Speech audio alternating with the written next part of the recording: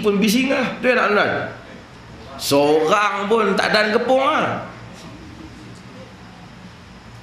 Tapi kalau semua orang mempunyai kepentingan mereka masing-masing, maka tak ada. Sebab itu Allah Subhanahu Wa Taala suruh, tak benarkan orang pergi jihad semua. Dia suruh sebahagiannya pergi menuntut ilmu. Dalam surah At-Taubah Allah sebut, falaula nafara min kulli firqatin minhum ta'ifatun liyatafaqahu fid din wa liyunziru qaumahum idza raja'u ilaihim la'allahum yarji'un. Hendaklah, tak boleh semua orang Islam keluar, hendaklah ada di kalangan mereka tu sekumpulan yang pergi menuntut ilmu, yatafaqahu, untuk jadi faqih, faham dalam agama, dan balik memberi amaran kepada kaum mereka. Quran kata bila belajar agama, balik memberi amaran kepada kaum mereka. Liyunziru qaumahum idza raja'u ilaihim, supaya dia dapat bagi amaran kepada kaum dia hasil yang dia belajar tu. Apabila dia balik pada kaum dia, la'allahum yarji'un, mudah-mudahan mereka semua tu, la'allahum yahdharun, mudah-mudahan mereka tu hati-hati supaya tidak menyanggahi hukum hakam syarak, kitab dan sunnah. Tapi bila orang pergi nuntut ilmu, dia tahu ustaz pergi nuntut ni ilmu hadis-hadis tak belajar, habaq lah. Dia kata saya tak boleh. Kita tak boleh habaq benda-benda yang orang marah. Sedangkan Quran kata apa? Liyunziru qaumahum idza raja'u ilaihim, supaya memberi amaran kepada kaum mereka apabila mereka pulang kepada kaum mereka. Sebab itu tujuan menuntut ilmu, jihad ilmu tu. Ilmu ni jihad, kerana ilmu Islam dipertahankan. Maka tuntut sampai faham. Tuan-tuan, ilmu selain daripada ilmu agama, selain dia belajar fiqh, pi belajar buat bom, pi belajar teknologi, termasuk di dalam keperluan agama ataupun tidak? Keperluan, tuan-tuan. Saya menegaskan benda ni selalu.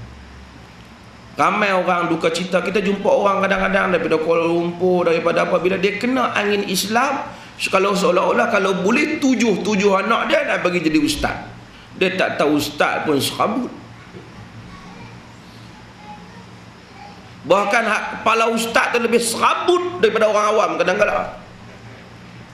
Sedangkan dalam masa yang sama, dunia Islam ni kekurangan berbagai-bagai. Kalau semua jadi ustaz, duk berceramah, duk kutip duit malam-malam, apa nak jadi pada wanita yang bersalin di hospital? Apa nak jadi dengan teknologi kita, persenjataan dunia Islam?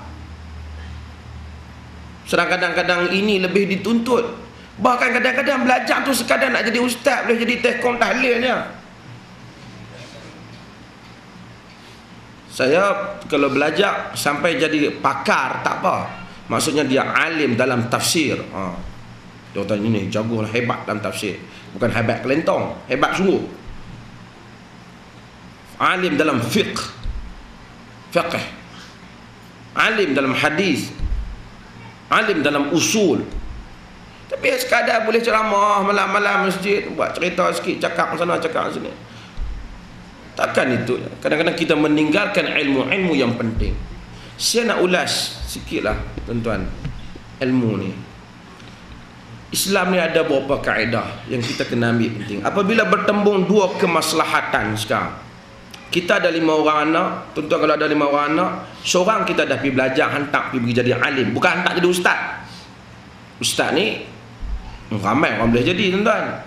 Tuan-tuan pergi pondok 3 bulan, balik main ceramah kat kampung, orang panggil ustaz lah. Takkan pergi cikgu lah. Alim. Dah ada seorang alim. Kita perlu di kalangan anak kita pakar. Saya bukan puji, saya puji sebahagian kawan-kawan kita dalam Muslim Professional Forum. Itu Dr. Farouk datang. Dia pakar, tuan. Dia bukan pakar, atas daripada pakar lagi jantung. Dr. Farouk bucak kau ni. Tapi tuan-tuan, pengetahuan Islam dia bagus. Pemikiran Islamnya bagus. Pertama dunia sekarang, bila golongan macam tu cakap Islam, semua orang pandang. Penting. Tapi kita tak mahu anak kita dan pergi belajar undang-undang, pergi jadi buat sistem Islam tu kalut nah.